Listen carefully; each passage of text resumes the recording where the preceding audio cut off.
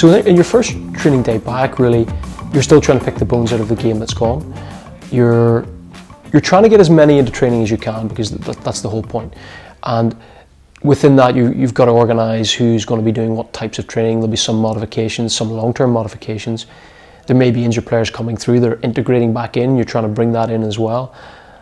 Coaches want a big gauge on numbers, so our Monday morning from a rugby point of view is fairly delayed, because it takes a number of hours for the coaches to allow out the coaching week, for us to have an idea numbers-wise what we look like, and to liaise with the S&C coaches as well about who'll be doing what in the gym and what changes they'll have to make to their programme, because inevitably there are always going to be changes.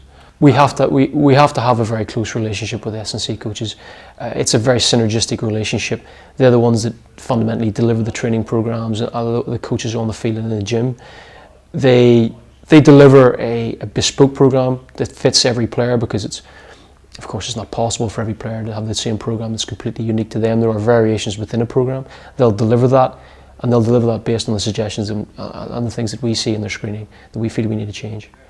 With training, we can't assume that as an organism, as a player, that they're ready to train, they're ready for training stimulus. So we try and quantify that in the morning by doing their morning wellness, which incorporates measurements of fatigue, sleep quality, mood state, and some physical readiness scores. So if we get a gauge on how they are as an organism, how they are in themselves, and we'll make a decision as to whether they're ready to train that day. That's notwithstanding injury, that's just a normal player. And from that point then, once we've gathered information on almost 60 players, we'll feed that back to the coaches in the morning meeting we have just before breakfast. We'll all have breakfast, and then we'll break out into the first session of the day. Typically that's weights for one group and units for the other.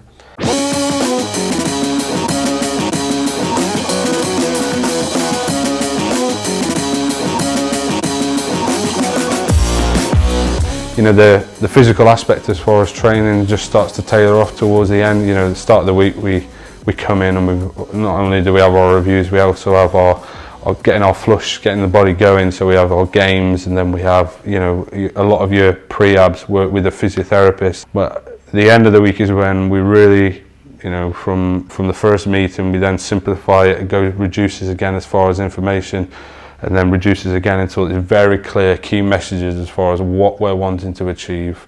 Yeah, obviously training's slightly different, but at the same time, the intensity what we create in training is driven by within. So it's, you know, the lads that you see on the weekend are obviously the guys that are being selected by the coaches and the management, but actually it's the guys during the week that enable those guys to do it.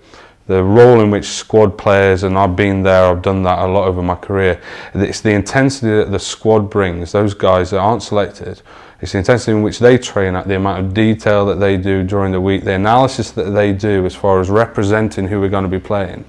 It's all that information and that accuracy that they bring enables the guys on the weekend to perform and create that intensity for the game. So it's a big squad effort, and it's about pushing the person that's in that first choice, second choice, who's playing that specific game, and about showing actually I can produce that on a Tuesday, so ultimately I can produce that on a weekend. And again, you know, it's about having that competitive squad that's enabling us to do that this year.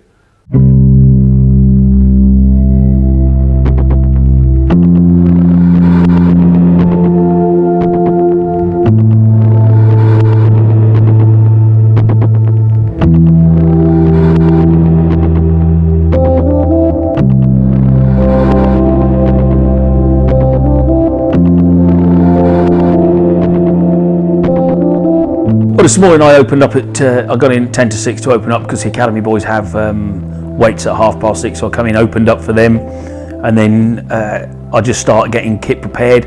Like this morning, splitting all the bibs down, make sure we've got 15 different, there's like 3 sets of bibs, 15 yellow, 15 red, 15 green.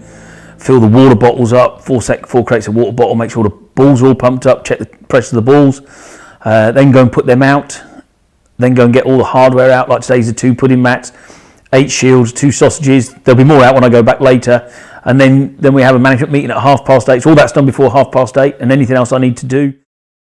If you don't get the buzz, I think it's time to hang your boots up, as they say.